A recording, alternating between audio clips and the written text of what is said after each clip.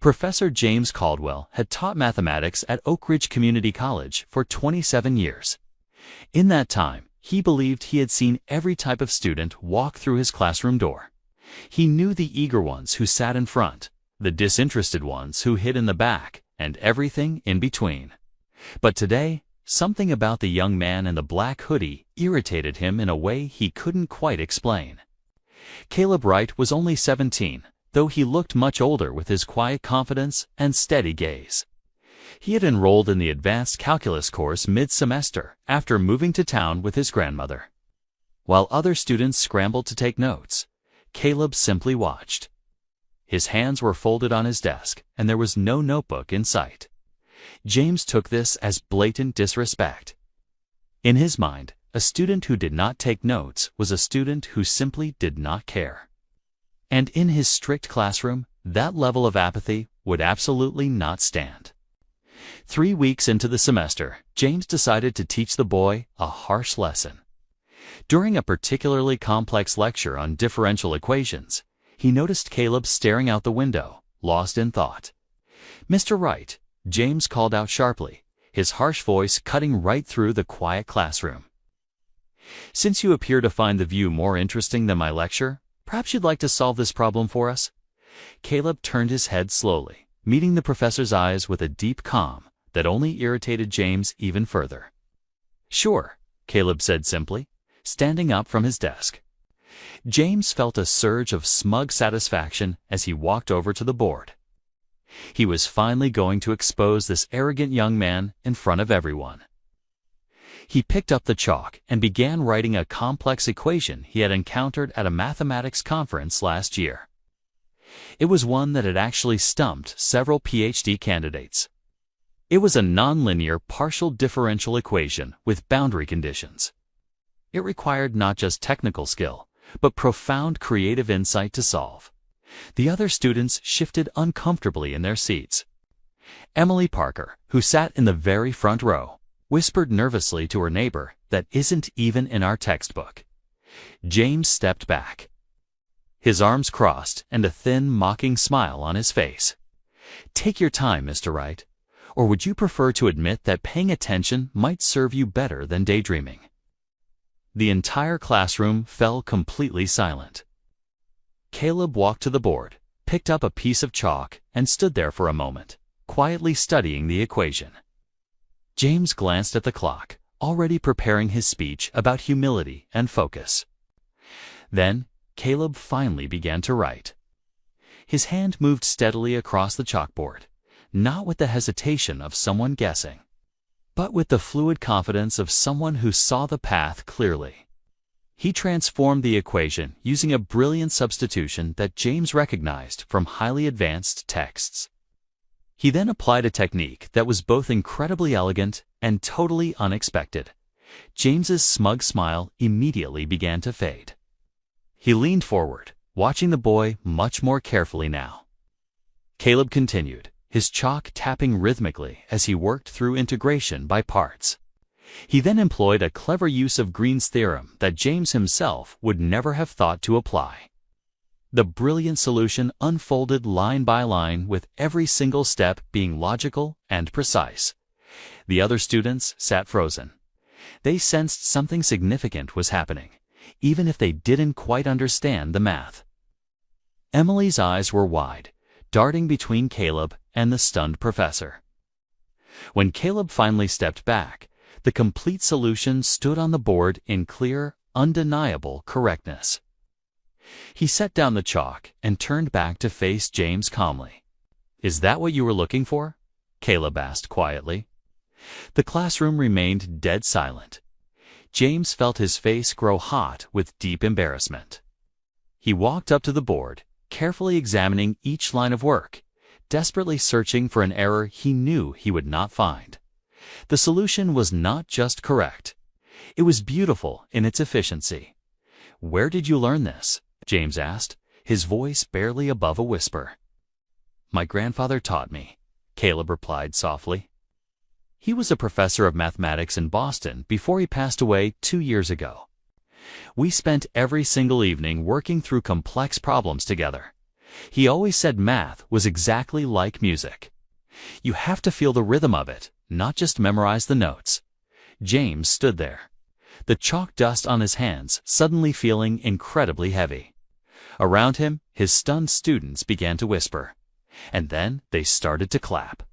The applause started slowly with Emily, then quickly spread through the room until everyone was clapping, some even standing up. But James could not bring himself to join them. He was trapped in a moment of terrible clarity. He finally saw himself as his students must see him now. A bitter old man who had tried to humiliate a brilliant child just to satisfy his own fragile ego. He was a teacher who had completely forgotten that his true job was to nurture talent, not crush it. "Class dismissed," James said abruptly, his voice thick and rough. Early, the students gathered their belongings with confused glances, filing out in small groups, still buzzing with excitement. Caleb picked up his backpack and quietly headed for the door. "Mr. Wright," James called out softly, "please stay for a moment." Caleb stopped and turned back. They were now entirely alone in the empty, quiet classroom. The brilliantly solved equations were still gleaming on the chalkboard between them like a silent accusation. James walked over to his desk and sat down heavily in his old leather chair. For a long moment, he said nothing. He just looked down at his trembling hands, staring at the age spots and the slight shake he had developed over the past few years. "I owe you an apology," James finally said, breaking the silence. "What I did today was entirely wrong. I saw a young man who didn't fit my rigid expectations of how a student should behave, and instead of being curious, instead of being kind, I cruelly decided to embarrass you. That was not teaching. That was just cruelty disguised as pedagogy." Caleb stood quietly, his expression completely unreadable. "I see now that you don't take notes because you simply don't need to," James continued, his voice full of regret. "You understand the material, perhaps even better than I teach it. And rather than celebrate that, rather than ask how I might challenge you appropriately, I tried to break you down. I am deeply sorry." The golden afternoon sun slanted through the windows, casting long shadows across the floor. Outside, students laughed and called to each other, their voices distant and carefree. "My grandfather used to say that the best teachers are the ones who never stop being students," Caleb said softly. "He said that the moment you think you know everything, you stop growing." He wasn't just talking about math, Caleb added. James looked up, meeting the young man's eyes. There was absolutely no anger there, no arrogance, and no sense of triumph. There was just a kind of patient understanding that made James feel even worse. "Your grandfather sounds like he was a very wise man," James said quietly. "He was," Caleb replied. "He was also kind. Even when students struggled, even when they made mistakes, he never made them feel small. He said that education was never about proving who was the smartest person in a room. It was about lifting each other up until everyone could see a little."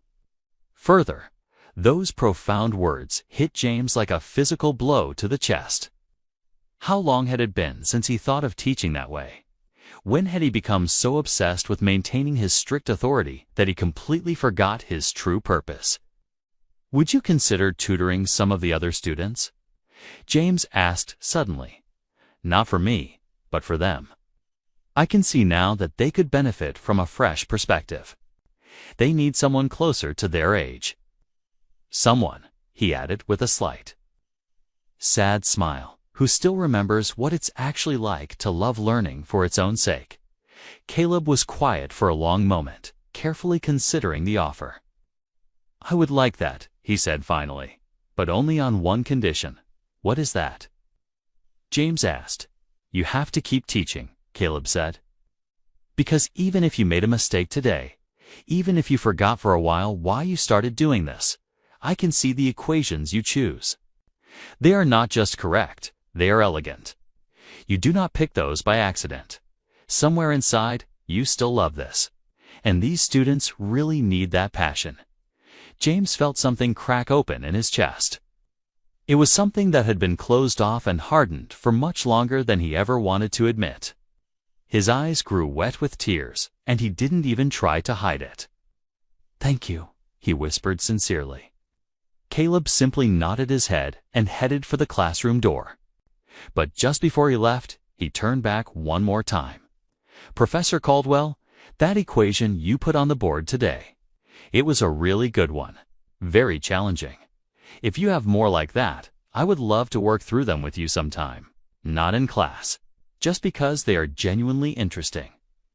After Caleb left, James sat alone in his quiet classroom for a very long time. The complex equation was still on the board, Caleb's handwriting neat and precise right beside his own. He thought about erasing it, exactly as he always erased the board at the end of each working day. But instead, he just left it there. Let it stay, he thought. Let it remind me. Over the following weeks, something profoundly shifted in James's classroom. He began arriving much earlier and leaving later. He started learning his students' names immediately. When someone struggled with a concept, he found himself thinking, how can I help them see this differently? Instead of why are they not getting this? Caleb did begin tutoring, meeting with small groups of students twice a week in the campus library. Word quickly spread about the young, brilliant math prodigy. But Caleb never seemed to enjoy the extra attention. He simply loved the math problems themselves, captivated by the elegant dance of numbers and logic. One quiet evening, as James was packing up his worn briefcase, he found Caleb waiting just outside his office. "I brought something," Caleb said, holding out a weathered leather notebook. "It's my grandfather's old teaching journal.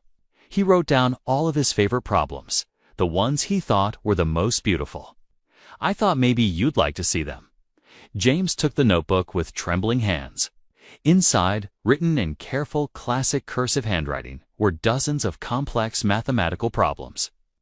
Each one was heavily annotated with margin notes about exactly why it was special, what unique insight it revealed, and what new door it opened. "I can't accept this," James said. "This must be precious to you." "It is," Caleb agreed warmly. "But my grandfather always said that knowledge locked away serves absolutely no one. He would want his problems to live on, to challenge new minds. Besides," he added with a small, knowing smile, "I have them all memorized anyway." That night, James sat alone in his small apartment, reading through the journal by lamplight.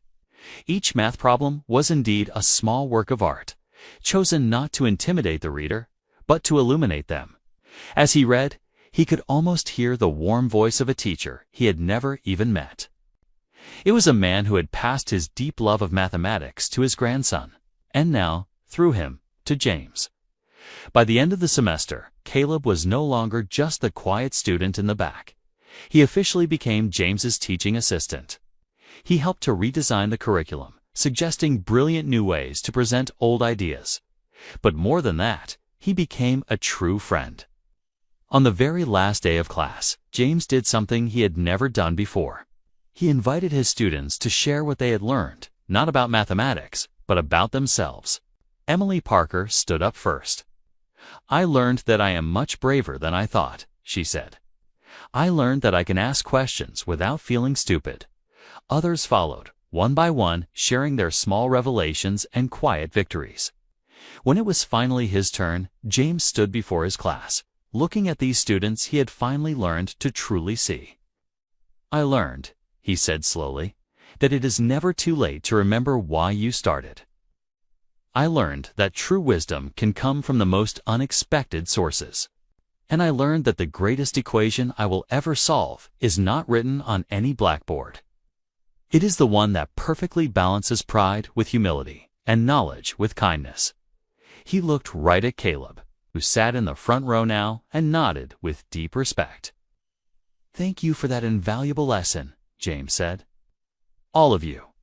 As the students filed out for the last time, chattering excitedly about summer plans and future courses, James walked over to the chalkboard one final time.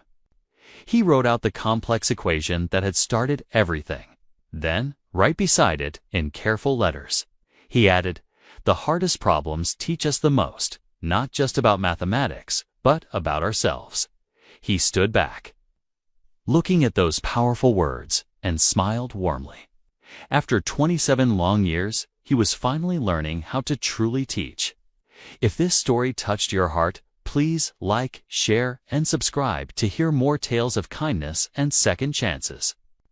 Leave a comment below and tell us about a time when you learned an important lesson from an unexpected teacher. Your story might inspire someone else today.